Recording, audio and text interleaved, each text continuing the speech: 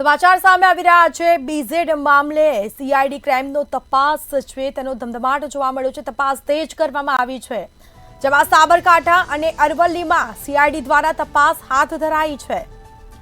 તો બીઝેડ મામલે સીઆઈડી ક્રાઇમના તપાસનો ધમધમાટ। તપાસમાં થયા અનેક ચોંકાવનારા ખુલાસા। તો ચોંકાવનારા ખુલાસા થયા છે। રોકાણકારોને આકર્ષવા 1.5 લાખના મોબાઈલ ગિફ્ટ કર્યા હોવાનું સામે આવ્યું। મોડાસા હિંમતનગરમાંથી ખરીદ્યા હતા ઢગલાબંધ મોબાઈલ ફોન। રોકાણકારોના પૈસે કરોડોના મોબાઈલ ખરીદ્યા હતા।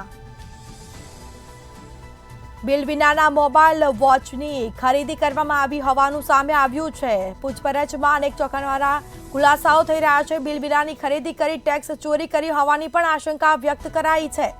મોબાઈલ અને સ્માર્ટ વોચ નેતા અને અધિકારીઓને ગિફ્ટ આપ્યા હોવાનું સામે આવ્યું। પોલીસ અને શિક્ષણ વિભાગના અધિકારીઓ કર્મચારીઓ પણ ફસાયા હોવાનું જોવા મળ્યું છે। વધુ વિગતો સાથે સંવાદદાતા દીપક સિંહ રાઠોડ ફોન લાઈન પર જોડાયા છે। જી, બીઝેડ મામલે સીઆઈડી ક્રાઇમનો તપાસ તેજ જોવા મળી છે। સાબરકાંઠા અને અરવલ્લીમાં તપાસ કરવામાં આવી, નવા ખુલાસાઓ થઈ રહ્યા છે, શું વિગત?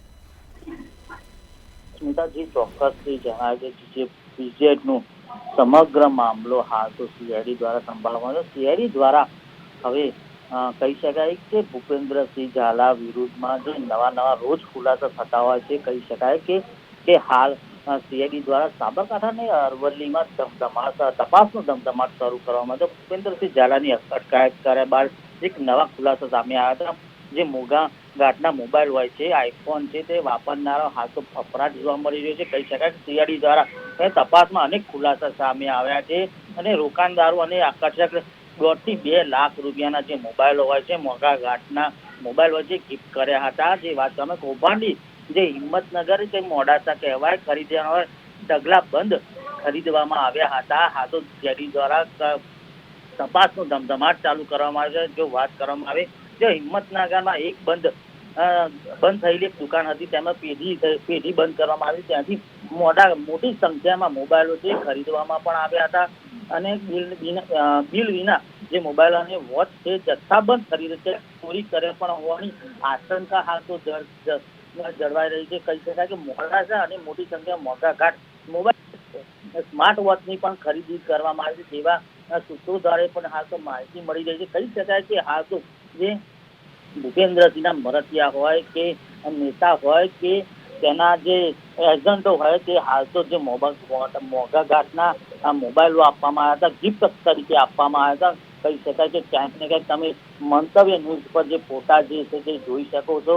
કહી શકાય કે મોંઘા મોબાઈલ પણ જે ગોલ્ડ મોબાઈલ કહી શકાય તે પણ હાલ તો હાલવામાં આવ્યા હતા। કહી શકાય કે ક્યાંક ને ક્યાંક હાલ તો અરવલ્લી અને સાબરકાંઠામાં જે તપાસનો ધમધમાટ ચાલુ કરવામાં આવે છે। હાલ તો જે શિક્ષકો હોય કે એજન્ટો હોય તેની હાલ તો ફફડાટ ચાલુ કરવામાં આવે છે અને જેના મરતિયા પાસેથી મોંઘા ઘાટના મોબાઈલો આપવામાં આવે છે, હાલ તો સંતાડવાની પણ કોશિશ કરવામાં આવી છે।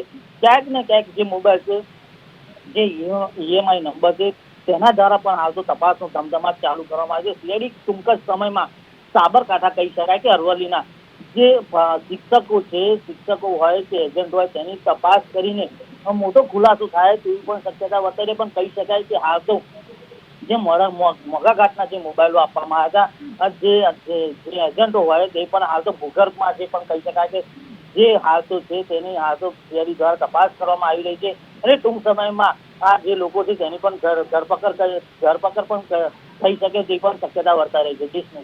જી બિલકુલથી તમામ જાણકારી આપવા બદલ આપનો આભાર।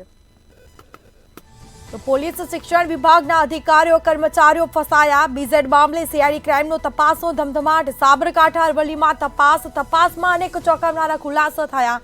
ફોન ગિફ્ટમાં આપણી સંબંધ બાંધવાની શરૂઆત કરતો હતો આ કૌભાંડી ઝાલા।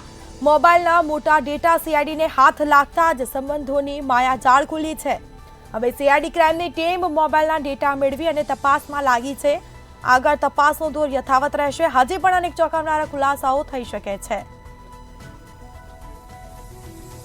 તો મોબાઈલ અને તેના ડેટા અનેક રહસ્યો ઉકેલે તેવી પ્રબળ શક્યતાઓ પણ જોવા મળી છે।